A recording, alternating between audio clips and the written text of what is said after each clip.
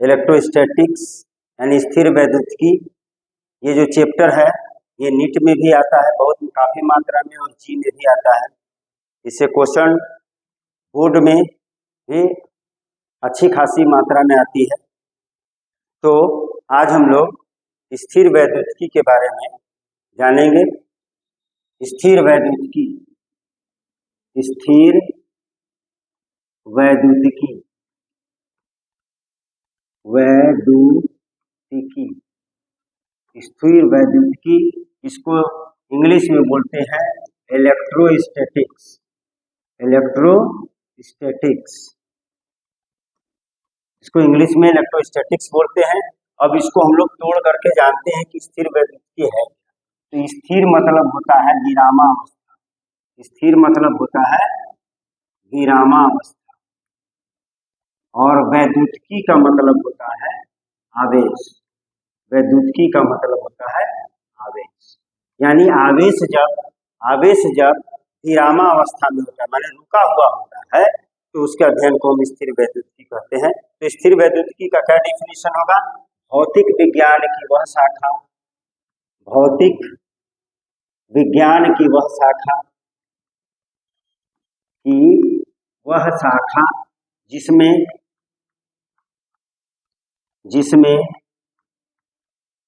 आवेश के विरामावस्था में, आवेश को विरामावस्था में भौतिक विज्ञान की वह शाखा जिसमें आवेश का विरामावस्था में, आवेश का विरामावस्था में अध्ययन,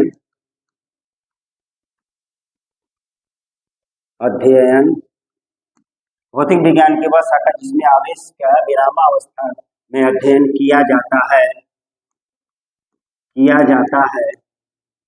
स्थिर वैद्युतिकी कहलाता है। स्थिर वैद्युतिकी कहलाता है। स्थिर वैद्युतिकी,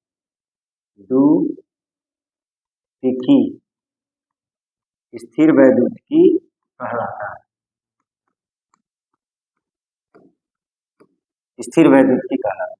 और आवेश जब विरामावस्था में होता है, आवेश जब एकदम रुका हुआ रहता है तो निम्न घटनाएं प्रदर्शित करता है।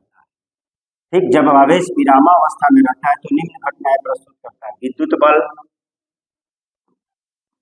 विद्युत बल, उसके बाद विद्युत क्षेत्र,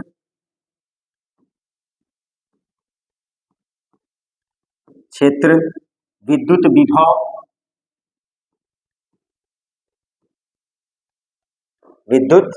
विभव, ये तीन घटना को जब आवेश विरामावस्था में रहता है तो प्रदर्शित करता है। तो हम बोल सकते हैं भौतिक विज्ञान की वह शाखा जिसमें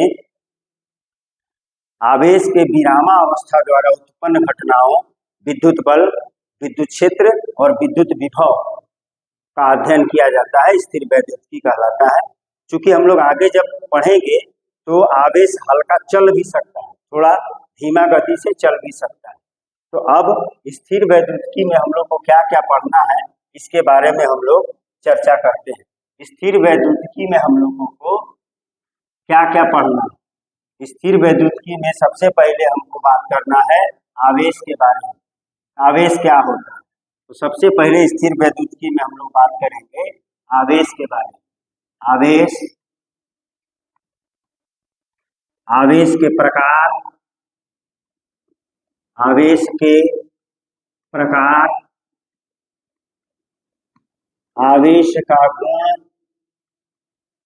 आवेश का गुण, उसके बाद आ जाएंगे हम लोग विद्युत बल। विद्युत बल को कौन बताया था? कूलाम नामक वैज्ञानिक ने बताया था। इसके बाद हम लोग बात करेंगे विद्युत क्षेत्र। इसके बाद हम लोग बात करेंगे विद्युत विभव। इसके बाद हम लोग बात करेंगे गाउस का नियम, गाउस का नियम। और सबसे अंतिम में हम लोग पढ़ेंगे संघारित्र। सबसे अंतिम में पढ़ेंगे हम लोग संघारित्र। ये स्थिर वैद्युतिकी में हमें पढ़ना है, हम लोगों को पढ़ना है। तो सबसे पहले हम लोग बात कर लेते हैं कि आवेश क्या होता है।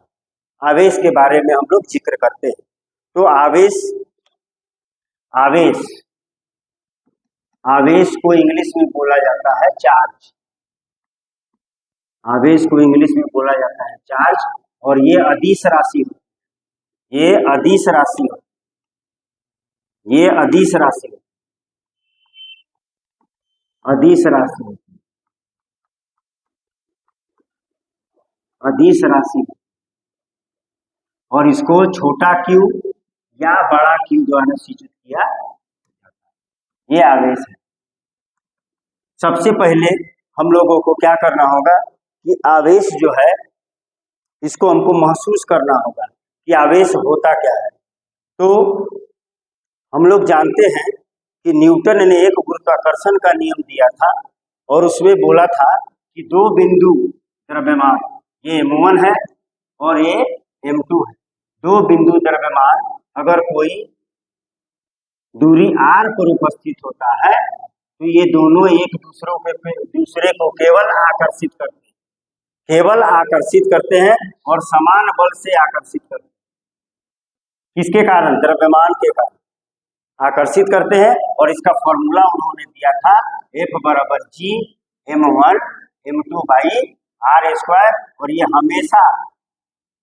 हमेशा आकर्षण बल होता है। हमेशा आकर्षण बल होता है, इसमें प्रतिकर्षण नहीं होता। इसमें प्रतिकर्षण नहीं होता, हमेशा आकर्षण बल होता है। लेकिन यदि किसी कारणवश ये दोनों द्रव्यमान एक दूसरे से दूर जाने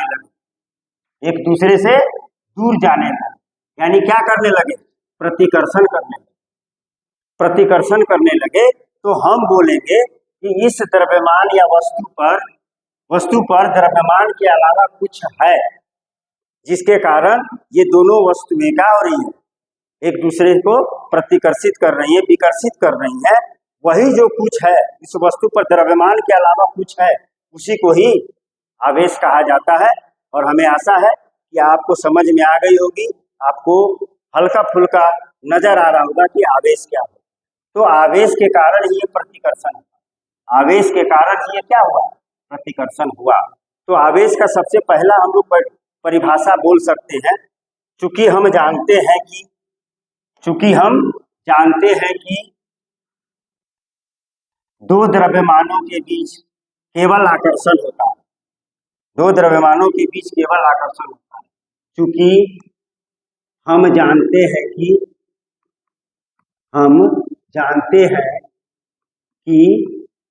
दो द्रव्यमानों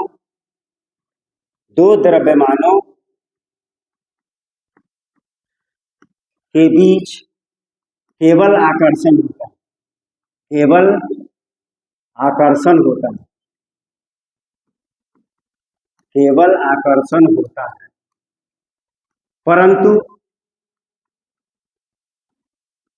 परंतु किसी कारणवश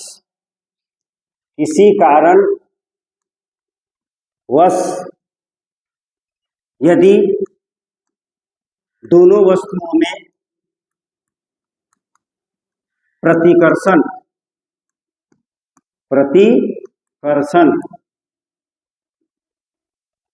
प्रतिकर्षण होने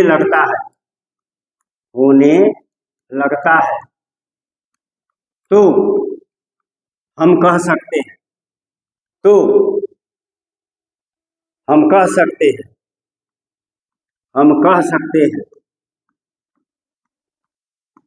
कि उन वस्तुओं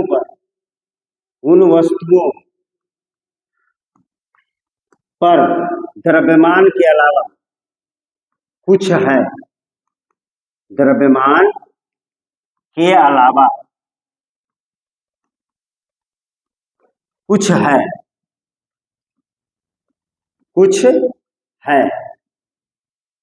इसी कुछ को, कुछ माने भौतिक राशि, किसी कुछ को यानी वो भौतिक राशि को आवेश कहा जाता है। आवेश कहा जाता है, इसी कुछ को आवेश कहा जाता है। अब हम लोग इसका दूसरा डिफिनीशन हम लोग देखेंगे। दूसरा डिफिनीशन में बोल रहा है कि जिस तरह किसी वस्तु का एक गुण, एक आंतरिक गुण द्रव्यमान होता है, जिस तरह किसी वस्तु का एक आंतरिक गुण द्रव्यमान होता है, उसी प्रकार उस वस्तु का एक और आंतरिक गुण आवेश होता है।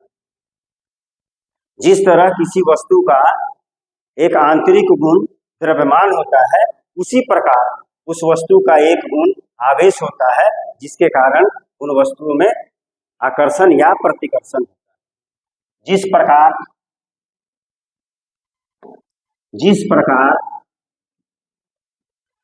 किसी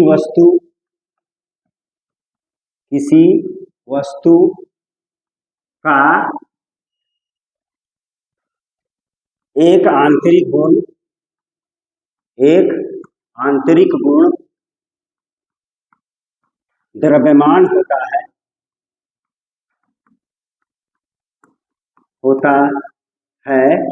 उसी प्रकार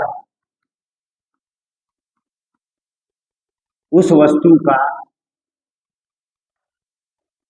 वस्तु का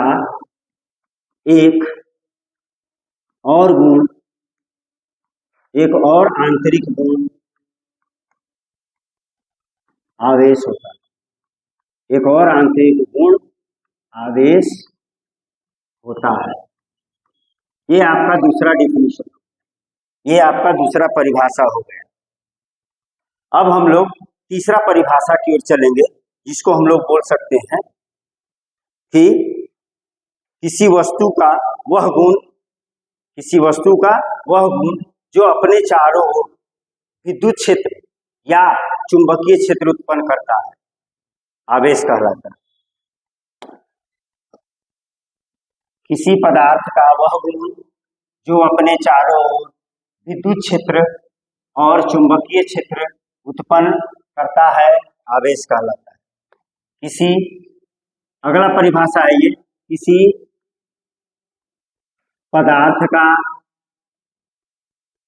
वह गुण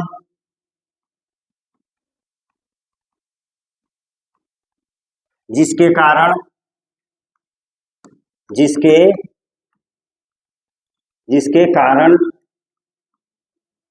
वह अपने चारों ओर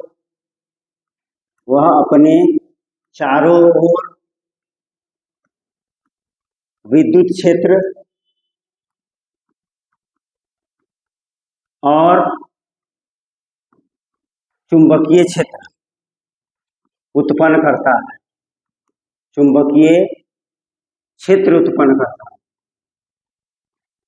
उत्पन्न करता है, आवेश कहलाता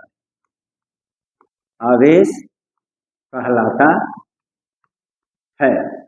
और इस विद्युत क्षेत्र और चुंबकीय क्षेत्र में यदि हम किसी आवेश को रख देते हैं, तो उस आवेश पर बल भी लगाता है। कैसा बल लगाएगा? जब आवेश विरामावस्था में रहेगा तो विद्युत बल लगेगा, और जब आवेश गति में होगा तब चुंबकीय बल लगेगा। अब हम लोग आवेश का गणितीय परिभाषा पर विचार करते हैं।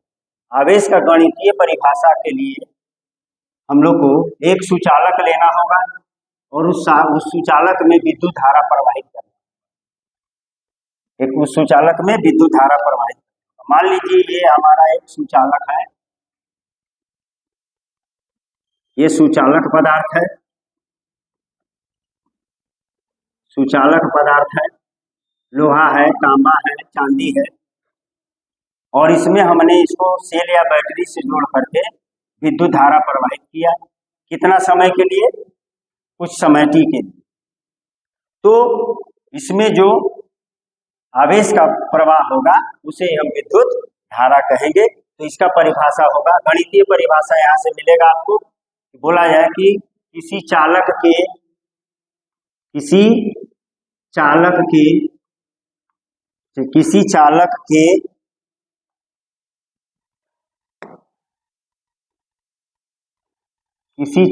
के अनुप्रस्थ काट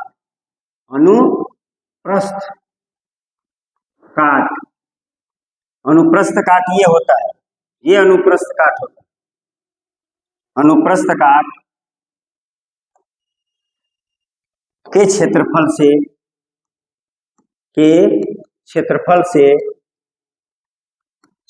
से किसी दिए गए समय में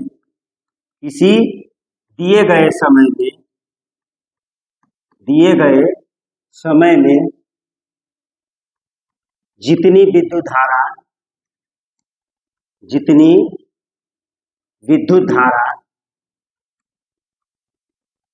विद्युत धारा की मात्रा प्रवाहित होती है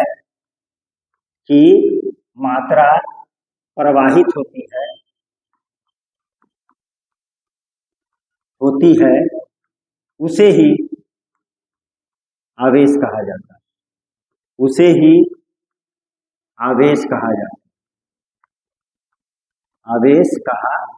जाता है। इसका मतलब Q बराबर I T। यहाँ Q क्या है? यहाँ पर Q है हमारा आवेश और I हमारा विद्युत धारा और T हमारा जो है वो समय। ये गणितीय परिभाषा है आवेश का, ये गणितीय परिभाषा है। अब हम लोग जान गए हैं Q बराबर I T, तो अब हम लोग इसका मात्रक और इसका बीमा हम लोग निकालते हैं। तो Q बराबर हमने देख लिया I T, तो इसका मात्रक पर विचार करते हैं। इसका किस पर विचार करते हैं? मात्रक। तो मात्रक पर हम जब विचार करते हैं तो I का मात्रक होता है एम्पियर और समय का होता है सेकेंड, एम्पियर सेकेंड, या आपको बोल सकता है एम्पियर मिनट, या आपको बोल सकता है एम्पियर घंटा। तो एम्पियर घंटा में कितना हो जाएगा? 1 घंटा में कितना second? Basic unit ampere second, और इसी को हम लोग बोलते हैं कूलाम। इसी को क्या बोला जाता है? कूलाम। यानी आवेश का एसआई मात्रक। कैसा मात्रक है ये? एसआई मात्रक। एम्पियर सेकेंड, एम्पियर मिनट या एम्पियर आवर, और एम्पियर सेकेंड को ही हम लोग कूलाम कहते हैं। एम्पियर आवर में होगा आवर में 1 घंटा में 3600 सेकेंड होता है, तो हम इसको बोल देंगे 3600 कूलाम। ये एसआई मात्रक, ये सब एसआई मात्रक है। अब इसका हम लोग सीजीएस मात्रक देखते हैं।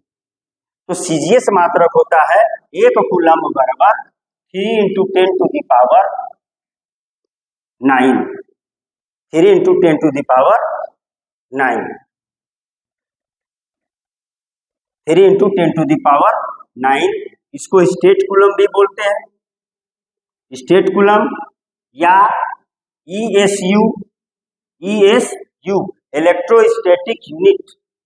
इलेक्ट्रोस्टैटिक यूनिट, स्थिर वैद्युत इकाई, या इसी को बोलते हैं फ्रैंकलिन।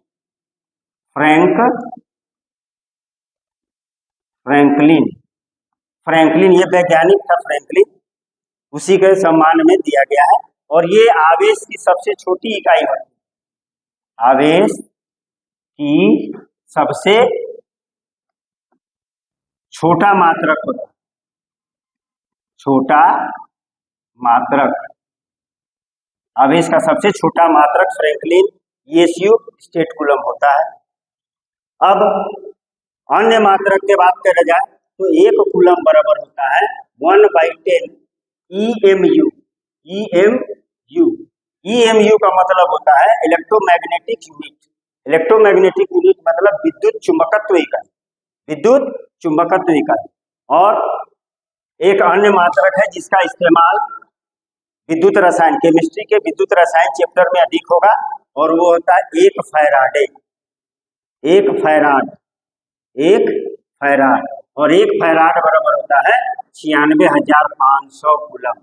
और ये वाला जो मात्रक है ये आवेश का सबसे बड़ा मात्रक है, आवेश का सबसे बड़ा मात्रक, सबसे बड़ा मात्रक होता है, सबसे बड़ा मात्रक।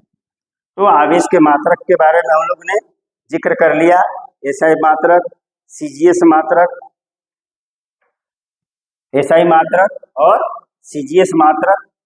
ये सीजीएस मात्रक है, ये वाला भी सीजीएस मात्रक है, ये एसआई नहीं है, ये सीजीएस मात्रक है, ये वाला सीजीएस मात्रक है। अब हम लोग इसका डायमेंशन पर विचार करते हैं, आवेश के बीमा पर विचार करते हैं। तो आवेश का बीमा अगर हमको करना होगा तो देख लीजिए, आवेश का बीमा Q बराबर IT। अब इसका बीमा लिखना है तो I का बीमा A और समय का T, या कोई लिखता है, कई बुक में मिलेगा आपको विद्युत धारा का मात्रक बीमा I और समय का T। ये हुआ आपका आवेश का बीमा। अब आवेश कितने प्रकार के होते हैं? बेंजामिन फ्रैंकलिन नामक वैज्ञानिक ने बोला आवेश 2 प्रकार के होते हैं, आवेश 2 प्रकार के, आवेश 2 प्रकार के। पहला